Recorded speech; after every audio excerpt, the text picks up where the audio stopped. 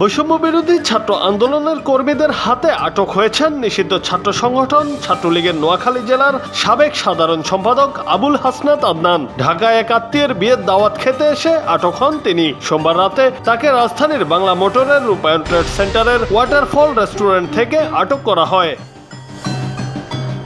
আটকের খবর পেয়ে ঢাকা মহানগর গোয়েন্দা পুলিশের সদস্যরা ঘটনাস্থলে উপস্থিত হন এবং আদনানকে তাদের হেফাজতে নেন। তবে এ বিষয়ে ডিবি বা পুলিশের পক্ষ থেকে আনুষ্ঠানিক কোনো বক্তব্য পাওয়া যায়নি। ছাত্র আন্দোলনের কর্মীরা জানান, আদনান জুলাই মাসে আন্দোলনে হামলার সঙ্গে জড়িত ছিলেন। তার মোবাইল ফোন থেকে শিক্ষার্থীদের ওপর হামলার আলামত এবং গুজব ছড়ানোর প্রমাণ পাওয়া গেছে। আন্দোলনের সময় গুলির ঘটনার সঙ্গেও তিনি যুক্ত ছিলেন বলে অভিযোগ রয়েছে। 5 আগস্টের পর থেকেও উনি অনেকগুলা পোস্ট দিচ্ছে ওনাদের প্রিয় অভিভাবক আছে, রাজনৈতিক অভিভাবক, আওয়ামী লীগের নিষিদ্ধ সংগঠনে উনি তারপরে পোস্ট করছে।